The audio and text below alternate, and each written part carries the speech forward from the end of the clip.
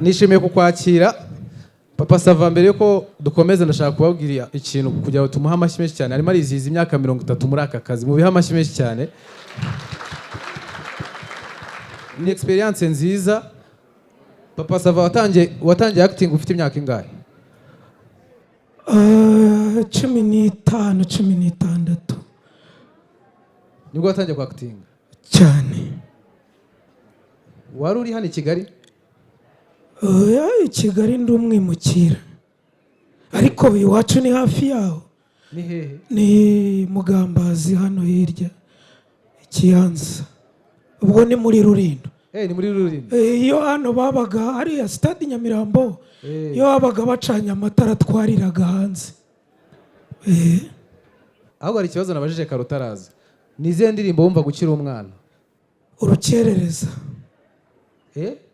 Urukerereza. Uri umwana mutoya utangiye primaire? Umwana mutoya cyane nakundaga urukerereza, ariko kuyemo Nyiramaritete.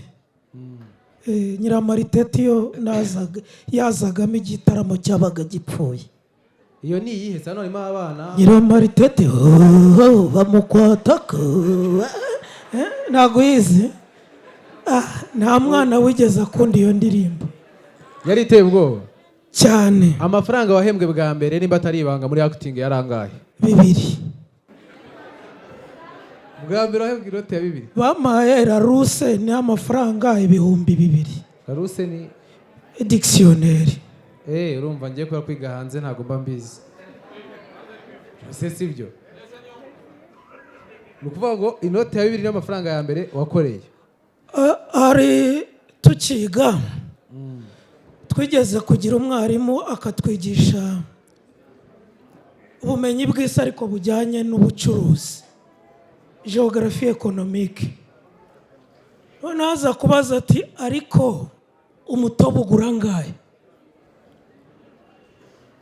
Umunyeshuri umwe avamo aramusubiza ngo umutobe bawunywera ubuntu.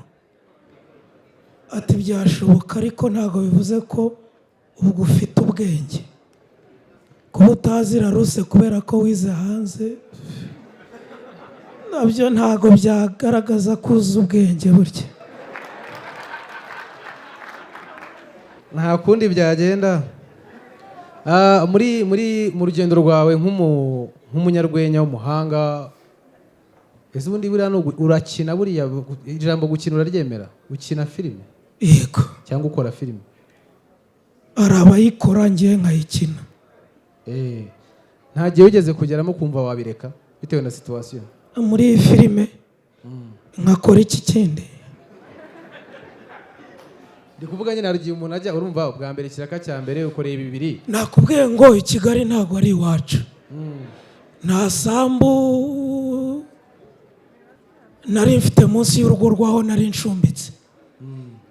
Ibyo nari mbashije no gukina. Sinzi rero kuba nari kubireka icyo nari kujya gukora. Byokora nize kwigisha, ahubwo byo nageze aho nshika intege yo kubikora. Nabyo wabikozeho? Narageze muri filime. Yego. Nabyo wabikozeho? Cyane. Wigishije hehe? Ntangira 2006 2007 nigishije muri Fawo Girls School ku Gisozi. Nza kwigisha muri college yo ku Mugina na groupe scolaire ya Kimironko. Urabona abantu bawe aho ngaho barimo barabivuga? Ibi ya mbere cyangwa iya kabiri igihe cyo nzi nuko nigishije groupe scolaire. Wigishaga iki? Nigishaga biologie, geography, hanyuma na chimie. Ibyo bintu ari byinshi. Imibare yawe warayumvaga? Ntago nayumvaga cyane, ariko urumva niba narize biochimie muri secondaire, nkiga biology, geography with education muri université, aho hose imibare irimo kandi biri comparasora aba ari ingenzi. Ako ntago nayitsindaga cyane kubera impamvu nimwe. Sinzi niba yanjye ari nk'iya Mutabaruka. ariko ngiye nageze muri biochimie Ririma ninjira mu gukina nk'uko wabivugaga. Cyari igihe rero twigishwaga n'abarimu baturuka hakurya iriya, bakajya batubwira yuko ibyo bintu byo kwirwa umuntu asaragurika bitajyana na sayansi. Kuvuga kuva mu wa gatanu kugera mu wa gatandatu ntabwo nigeze nongera kwinjira mu ishuri ry'imibare, keretse kujya gukora ikizamini nkabona ukagenda uza yuri bubone. Wese wari kubigenza ute ko atabaga gushaka? Ariko abantu bavuga n'imibare menya badahuza. Hanyuma mwarimu wayo sa yigisha mu marenga.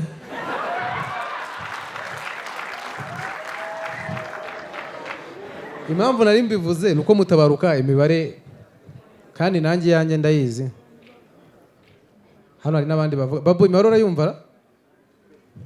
Apana imibare yo gutera imibare yo mu ishuri. Wize imibare no kuyumva biratandukanye.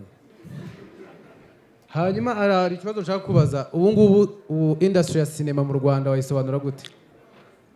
Sobanura ko ari urugendo. Sinema si nkuru mu Rwanda nk'umuziki, ko umuziki ni kavukane na muntu, ariko sinema yo ni ibindi byaje nyuma abantu babyiga. Ndakeka ko nshobora kuba nganya nayo imyaka maze mu buhanzi, sinema niyimaze kandi nanjye urabona ntawe ndiwe. Amashimwe ubwo ngungana n'uruganda. Bivuze ngo rero ngewe imyaka maze kuri iyi si irangana n'imyaka sinema igeze hano, kandi ntacyo ubona ndavuga muri iyo myaka turimo kuvuga. Ariko urwo ruganda nkeka ko rumaze gukura vuba, ni rwo ruganda rwihuta cyane. Ubirebye ni uruganda rwihuta kuko umuziki ni kavukane na muntu, uroye ubusizi ni kavukane na muntu. Ariko icyo kintu gishyashya cyaje gifite ibikoresho byacyo byihariye bitari umunwa n'agatuza gusa, so iri kwihuta. Ubu Papa Sava ageze kuri episode ya kangahe? 1393. Amashimwe cyane kuri Papa Sava, afite consistency twese twigiraho. Ubona ari ayahe mahirwe abajene bari mu mwuga wa sinema none ahangaha bafite wowe utigeze ugira ku gihe cyawe? Bafite amahirwe yo kuba bashobora kubona aho babyiga. Bafite amahirwe yo kubona atari ababyize bari gushakisha gusa ngo bakore babakoreshe, ahubwo n'igihugu kikaba kibishyiramo ingufu. Harimo department yayo muri RDB, so muri Visit Rwanda nayo ni bimwe muri biri gucuruzwa. Bivuze ngo bafite amahirwe menshi twebwe dutangira tutigeze tubona. Yego. Filime ya mbere wakinnye yitwaga gute? Yitwaga Zirara Zishya. Niyo ya mbere wakinnye? Niyo ya mbere. Matwenge yari akangahe? Yarayikurikiraga. Yari ya kabiri? Ni experience nari nkuye kuri Zirara Zishya. Ariko nanjye nagukurikiye kera. Amashyi cyane Papa Sava. Abantu badukoreye ubuto kabisa. Hanyuma ubu ngubu afite filime agiye gupremieringa yitwa What a Day. Yego. Kubera iki wayishyize mu Cyongereza What a Day? Abona yuko dukora filime iri mu Kinyarwanda, ariko tukaza gushyiraho cyane cyane ubu ngubu subtitles aba ari Icyongereza henshi. So iyo filime ndayifite iri mu Kinyarwanda, ariko nshaka ko hari n'abandi bantu bazayireba. Bivuze ngo wa mutwe utuma hari umuntu ujya kuyireba ariko ntataye umwimerere w'iwacu. Ifite story imeze ite? Watubonjyaho kugira ngo tuzaze? Nababonjya ikintu cya mbere nashatse nuko yaba ari filime itandukanye n'izo dusanzwe tubona. Ni filime ikurikira umuntu umwe. Ni umugabo wari ufite ibibazo n'umugore mu rugo, gahunda ko je ne sais pas. Ariko bikaba bitewe nuko nanone mu mufuka nta gihari. So uwo mumotari rero yagiye gushaka uburyo ki byanze bikunze agomba gutahana mu mufuka kugira ngo nibura iryo joro aze kubona kuri porogaramu. Urumva yari amaze amezi 3. Abantu rero bose yagombaga gutwara, ufata umuhanda w'umumotari kwa bose baramuhemukiye uwo munsi wose. Abibanze yahereyeho baramuhemukiye. Urumva ubyutse ufite ibyo bibazo kubera ibindi bibazo, ariko abantu bose ugiye gutwara baraguhemukiye. Yaje kwibonera rero umuntu ufite umutwaro, aho agiye kuwumutwaza abona uwo muntu awukomeyeho. Sinzi uru rukuntu rero cya shitani kivanga mu bibazo, avuga atari kuwatwara uyu mutwara ahari nabonamo bya bintu nashakaga. Sasa ibyo yasanzemo byari kabutindi. Niyo mpamvu akubwira ngo hari ibintu ubona cyangwa ukabyumva warangiza ukabizira. Yabonyemo ibintu bituma uwo munsi wose uza kurangira ageretsweho imirambo 3. Uroye niyongiye. Aho dushaka kwerekana ko twe ntabwo turi abanyamuziki nk'ababyigiye, ariko dushaka gucuruza umuziki twakoreye muri filime. Ariko uziko nta ndirimbo ugira buriya. Waduhaye akapera. Hashimwe Yesu, umusore Kristo wamanutse mu isi y'ibisarabasinzi n'ibisambo. Yarasize igitaramo gitogota mu ijuru, aza mu isi bamubyoragamo imisumari. Mbwira urwango rwungura iki koko? Harya ngo umusonga wundi ntiwakubuza gusinzira. Menya uwatabaye utaka, byaratahinze atamirizwa imitako.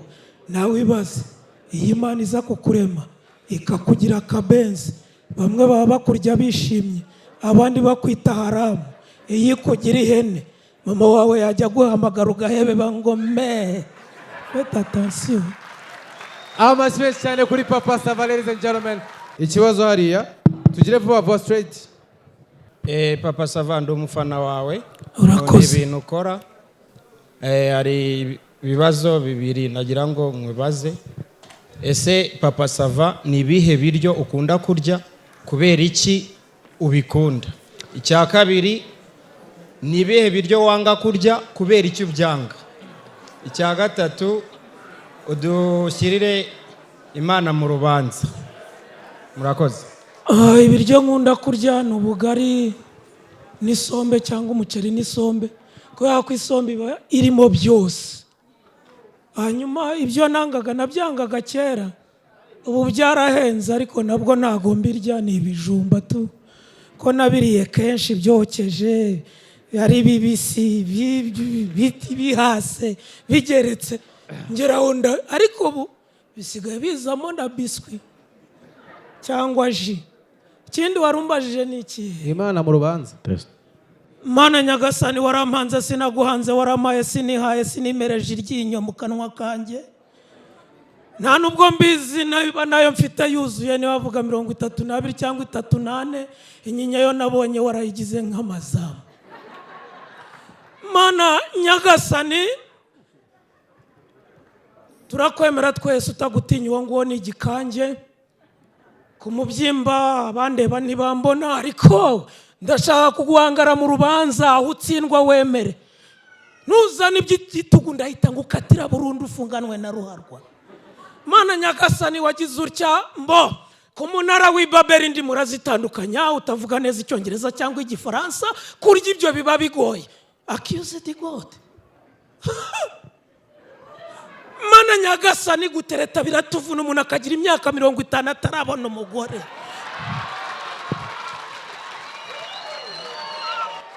Accused God.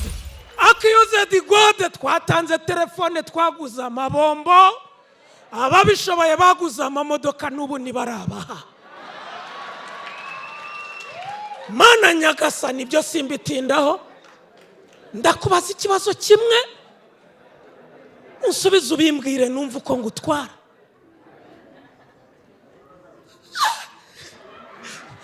Iyo ufashe umukobwa umuhungu yaterese, ukica umuco w'iwabo, ntago mbyise gusambana, ariko warasambanye. Mana nyagasani, ugafata Mariya ukamutera inda, ukegera umugabo we uti mutwara umutunge nubyanga bagufungiye mu shenzi imbesire kafurotomo.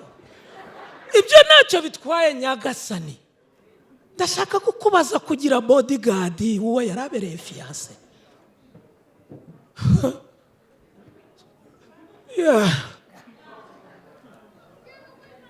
Ndagusaba ngo uzagane Kimihurura bakwigishe decentralisation.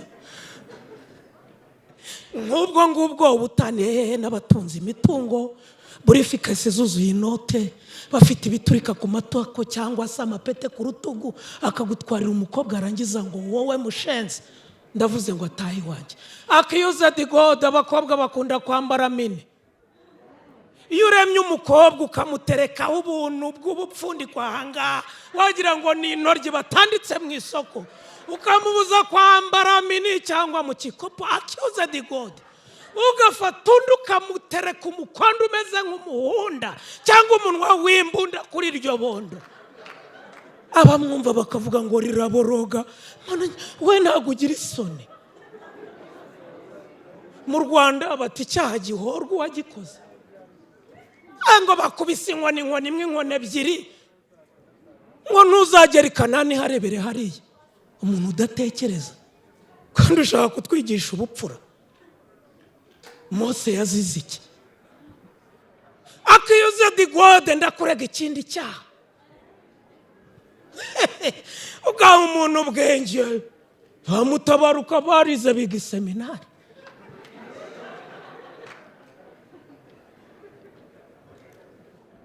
Umuntu akiga dogitora akaba azi kuvura ibyo bya diyabete akavura imitima abantu akababaga agasatura agashyiramo ibindi. Mana nyagasani ukabura impuhwe ugatuma atandukana n'umugore we kubera kunyara ku buriri.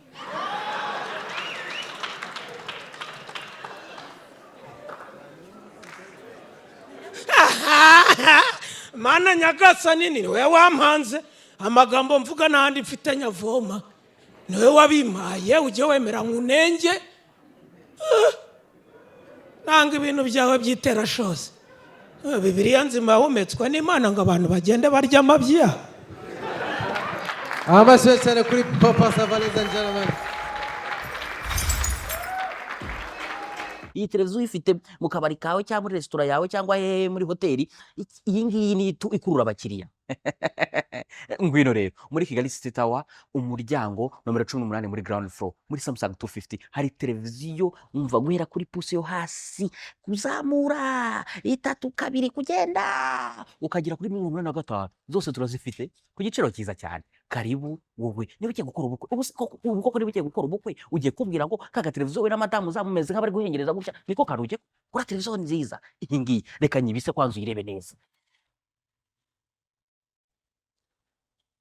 Samsung 250.